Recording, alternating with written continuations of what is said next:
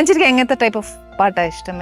റാപ്പാണോ? ഞാൻ എല്ലാ പാട്ടും കേൾക്കും. അത് ഓരോ സമയത്ത് ഓരോ പോലെയാണ്. ചില സമയത്ത് ഈ മഴയൊക്കെ പെയ്യുമ്പോ മെലഡീസ്, നമ്മുടെ ജോൺസൺ മാഷിന്റെ ഒക്കെ പാതിര പുള്ളുണർന്നു പരൽ മുല്ലക്കാടുണർന്നു പാഴ്മുളം കൂട്ടിലെ കാറ്റുണർന്നു, അതില് ചന്ദനജാലകം തുറക്കൂ, ആ ലൈൻസ് ഒക്കെ ഭയങ്കര ബ്യൂട്ടിഫുൾ. അപ്പൊ ഞാൻ ഇരുന്ന് ഇതൊക്കെ ഇങ്ങനത്തെ പാട്ടുകൾ കേൾക്കാൻ എനിക്ക് ഇഷ്ടമാണ്.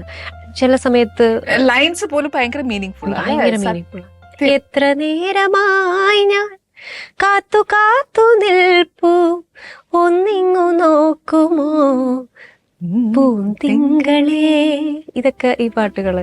പിന്നെ സംടൈംസ് ലൈക്ക് വിശ്വം കാക്കുന്ന നാഥ, അങ്ങനത്തെ പാട്ടുകളൊക്കെ ഡിവോഷണൽ സോങ്സ്, അതൊക്കെ ഭയങ്കര മൂഡ് ലിഫ്റ്റേഴ്സ് ആണ്. കറക്റ്റ്. എനർജി ഗിവിംഗ് പാട്ട് എനർജി. ഇപ്പൊ പാടിയൊന്നും പാടിയേ? ഏതാ? വിശ്വം കാക്കുന്നത്. വിശ്വം കാക്കുന്ന നാഥ വിശ്വൈകനായക ആത്മാവിലെരിയുന്ന തീയണയ്ക്കൂ നിന്നാത്മചൈതന്യം നിറയ്ക്കൂ ആത്മചൈതന്യം നിറയ്ക്കൂ. ഇതൊക്കെ കേൾക്കുമ്പോ ഒരു സത്യം ഞാൻ മഞ്ജരീനെ അങ്ങ് നെത്തെടുത്തോണ്ട് പോയാലോ എന്ന് ആലോചിക്കുക. ആവശ്യമുള്ളപ്പോ ടേപ്പ് ഓണാക്കുന്ന പോലെ മഞ്ജരീനെ ഒന്ന് കുത്തിവിടാ. ഈ ഫസ്റ്റ് പാടിയപ്പോ ഉണ്ടായിരുന്ന ഒരു എക്സ്പീരിയൻസ് എങ്ങനെയാണ്? How you got the chance? എങ്ങനെ അത് പാടി? ആ ഒരു ഫിയർ, ഇപ്പത്തെ പിള്ളേരൊക്കെ സ്റ്റേജ് വന്ന് നിൽക്കുന്ന പോലത്തെ ഒരു ഫിയർ ആയിരുന്നോ അന്ന്? സ്റ്റേജ് ഫിയർ ഞാൻ ഈ നേരത്തെ പറഞ്ഞില്ലേ, നമ്മളുടെ ഒരു പാഷൻ എന്ന് പറഞ്ഞു പോയതല്ല, നമ്മളെ അവിടെ കൊണ്ട് നിർത്തിയതാ. അതുകൊണ്ട് ആ ഫിയർ ഇല്ല. കാരണം നമ്മൾ പോകുന്നു, ഒരു സംഭവം പറഞ്ഞു ചെയ്യുന്നു. അപ്പൊ ആ മൈൻഡിൽ അങ്ങനത്തെ ഒരു ഫിയർ ഇല്ല. ബട്ട് ഓപ്പർച്യൂണിറ്റീസ് കിട്ടാൻ ഒരുപാട് സ്ട്രഗിൾ ചെയ്ത ഒരു ടൈമുണ്ട്. അതായത് നമ്മൾ കുറെ സ്റ്റേജിലൊക്കെ പാടുന്നുവെങ്കിലും ആദ്യമായിട്ട് എനിക്കൊരു സിനിമയിൽ പാടണം എന്ന് പറഞ്ഞ് ഇട്ടുള്ള ഒരു സംഭവം ഉണ്ടല്ലോ. എന്ന് വെച്ചാൽ സിനിമയിൽ പാടാൻ പറ്റുമോ? കാരണം സിനിമ എന്ന് പറയുമ്പോൾ നമുക്കൊക്കെ ഭയങ്കര ഒരു എനർജിയാണ്. നമ്മൾ വലിയ സ്ക്രീനിൽ കാണുന്നു, ആക്ടേഴ്സ്, പാട്ട് ഒക്കെ. അപ്പൊ എനിക്ക് അങ്ങനെ ഒരു സ്ട്രഗിൾ പീരീഡ് ഉണ്ടായിരുന്നു. അപ്പോൾ ഒരുപാട് മ്യൂസിഷ്യൻസ് പറഞ്ഞിരുന്നു, നിങ്ങൾ പാട്ട് പാടി റെക്കോർഡ് ചെയ്ത് കാസറ്റിലോ CD-യിലോ ഒക്കെ ആക്കിയിട്ട് അത് കൊടുക്കൂ, എല്ലാ വോയിസ് ടെസ്റ്റ് പോലെയൊക്കെ അവർക്ക് ഇഷ്ടപ്പെട്ടാൽ അവർ വോയിസ് ടെസ്റ്റ് അലൗ ചെയ്യും എന്നുള്ള രീതിയിൽ. അപ്പം ഞാനും അച്ഛനും കൂടി ചെന്നൈ മുഴുവനും നടന്ന് കുറേ സ്റ്റുഡിയോസിൽ ഇതുപോലെ പല type songs, Hindi, English, Malayalam, Tamil, Arabic, ഇങ്ങനെ പലതൊക്കെ പാടിയിട്ട് ഒരു ഇതിലാക്കി. നമ്മുടെ ഒരു വേഴ്സിറ്റാലിറ്റിക്ക് വേണ്ടിയിട്ടാണ് അത് കൊടുക്കുന്നത്. അപ്പം ഇതെല്ലാ സ്ഥലങ്ങളിലും എല്ലാ സ്റ്റുഡിയോസിലും കൊടുത്തു. അപ്പം അവരൊക്കെ വിളിക്കുന്നു വിചാരിച്ചു. പക്ഷെ ആരും നമുക്ക് വിളിയൊന്നും വന്നില്ല. കാരണം അത് ജസ്റ്റ് ഒരു സേയിങ് അല്ല, ആരും ഇരുന്ന് കേൾക്കാനൊന്നും പോകുന്നില്ല. അപ്പം നമ്മൾ പോയി ഇത് കൊടുത്തു. അപ്പം വല്ലാണ്ട് ഇങ്ങനെ വിഷമിച്ച് ഇരുന്ന ഒരു ടൈമൊക്കെ ഉണ്ട്.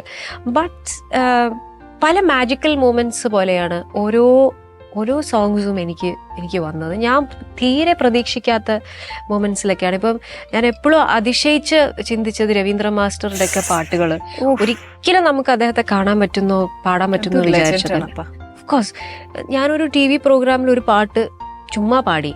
അപ്പൊ ഇത് ടെലികാസ്റ്റ് ഇന്ന ദിവസം വരും എന്ന് പറഞ്ഞു. അന്നൊന്നും നമുക്ക് ഇപ്പൊ ഈ പറയുന്ന സോഷ്യൽ മീഡിയ ഇല്ല, ഒന്നുമില്ല. നമുക്ക് അവരെ മീറ്റ് ചെയ്യാനുള്ള സാഹചര്യം പോലും ഇല്ല. അപ്പൊ ഇത് TV-യിൽ വരുമ്പോൾ ഞാൻ മനസ്സുകൊണ്ടിങ്ങനെ ഇത് രവീന്ദ്ര മാഷെ കണ്ടിരുന്നെങ്കിൽ ഒരു വോയിസ് ടെസ്റ്റിന് എനിക്ക് പോകാൻ പറ്റുമായിരുന്നു എന്ന് പറഞ്ഞ് ഇങ്ങനെ ആലോചിച്ചിരുന്നു.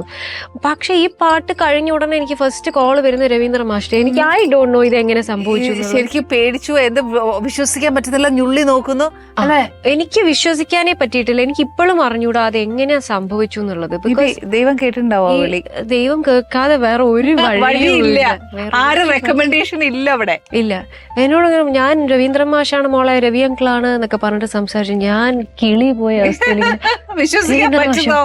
എന്നെയോ ഇപ്പോഴും.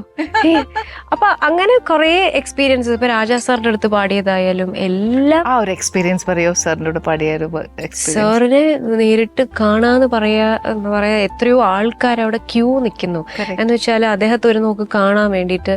അത് നമ്മൾ എക്സ്പീരിയൻസ് ചെയ്യുന്ന കാര്യമാണ്. കാണാൻ ആൾക്കാരെല്ലാവരും അദ്ദേഹത്തെ ഒന്ന് മീറ്റ് ചെയ്യാൻ വേണ്ടിയിട്ടുള്ള ഒരു അത്രയും ആഗ്രഹം. അപ്പൊ ഞാൻ ഈ പറഞ്ഞ മാതിരി അവിടെ CD കൊണ്ടുപോയി. എനിക്കൊന്നും നടന്നില്ല. പക്ഷെ അവിടെ തൊട്ടടുത്തൊരു കുഞ്ഞൊരു ഗണപതി ക്ഷേത്രം ഉണ്ടായിരുന്നു.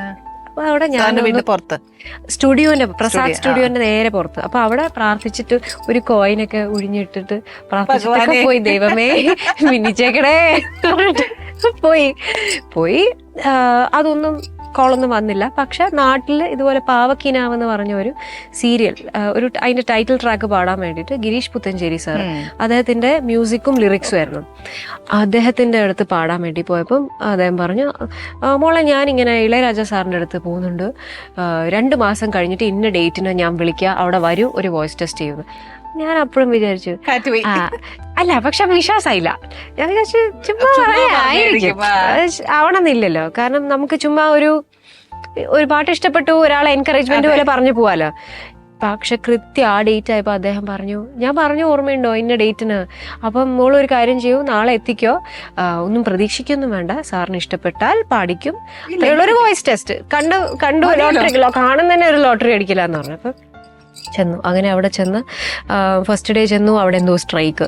അപ്പം വീണ്ടും വെയിറ്റ് ചെയ്തിരിക്കുന്നു. ഈ വെയിറ്റിങ്ങിലാണ് ഏറ്റവും നമുക്കൊരു വല്ലാത്തൊരു ഫീലിംഗ്. അവിടെ അടുത്ത ദിവസം ചെന്നിട്ട് ഇങ്ങനെ ഇരിക്കുക. അപ്പൊ ഒരു ഡോറുണ്ട്, ആ ഡോറ് തുറന്നിട്ട് ആര് വരുമ്പോഴും രാജാ സാറാണെന്ന് വിചാരിച്ച് എണീറ്റ് നിൽക്കും ഞാൻ. രാജാ സാറല്ല, അടുത്ത ആള് വന്നു. അപ്പൊ ഇതെല്ലാം കഴിഞ്ഞ് കുറേ നേരം കഴിഞ്ഞപ്പോ സാർ അതുവഴി നടന്ന് ഇന്ന് ഇറങ്ങി പോയാ ഞാൻ അറിഞ്ഞില്ല. അത് കഴിഞ്ഞ് അപ്പൊ ഈ മറ്റേ ട്രെയിൻ വന്ദേ ഭാരത് പോകുന്ന പോലെയാ പോയത്, എല്ലാരും പുറകെ സ്പീഡിൽ പോയി. അപ്പൊ കുറച്ച് കഴിഞ്ഞപ്പോ അവിടെ ഒരാൾ, ഞാൻ ചോദിച്ചു എന്താ സംഭവം, രാജാ സാർ ഇപ്പൊ ഉള്ളിലേക്ക് പോയി.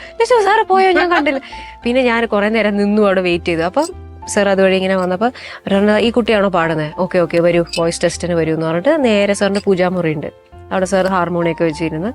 അപ്പൊ എല്ലാരും കിടുകിടാ വരയ്ക്കുക അവിടെ. എന്ത് പാടും ചോദിച്ചു. അപ്പൊ ഞാൻ സാർ ഞാനൊരു കീർത്തനം പാടാന്ന് പറഞ്ഞിട്ട് ഞാൻ 2 വരി ഒരു കീർത്തനം പാടി. ഓക്കെ എന്ന് പറഞ്ഞു, പൊക്കോന്ന് പറഞ്ഞു. അപ്പൊ ഞാൻ കഴിഞ്ഞു. അപ്പൊ നേരെ ഡോറിന്റെ പുറത്ത് പോയി അവിടെ ഇങ്ങനെ നിന്നു. എന്താന്ന് അറിയില്ലല്ലോ, റിസൾട്ട് അറിയില്ലല്ലോ. അത് കഴിഞ്ഞപ്പോ ഡോറ് തുറന്നു, എല്ലാരും വീണ്ടും അതേപോലെ പോകുന്നു. ഇതെന്താ ഇവിടെ സംഭവം? അപ്പൊ ഞാൻ ചോദിച്ചു, ആരെങ്കിലും ഒന്ന് പറയൂ, എന്താ സാറ് പാടിക്കുവോ? പറഞ്ഞ ആ പാട്ട് പഠിച്ചോളാൻ പറഞ്ഞു. ഇതാ ഒരു പാട്ട് ഇതാ പഠിച്ചോ. സാറ് പറഞ്ഞു ഓക്കെ ആണ്, ഈ കുട്ടി പാടിക്കോട്ടെ എന്ന് പറഞ്ഞു. അങ്ങനെയാണ് ഒരു ചിരി കണ്ടാൽ എന്ന് പറഞ്ഞ പാട്ട് എനിക്ക് കിട്ടിയത്. അപ്പൊ ആ പടത്തിൽ അതിനുശേഷം രാജാ സാറിന്റെ കൂടെ ഒരു ഡ്യുവറ്റും പാടി, ഒരു ഗ്രൂപ്പ് സോങ്ങും പാടി. എന്നിട്ട് വെയിറ്റ് ചെയ്ത് നെക്സ്റ്റ് ഡേ 2 തമിഴ് പാട്ടും പാടി സാറിന്റെ ഇതില്. അപ്പൊ ഒരു ലോട്ടറി അടിച്ചത്.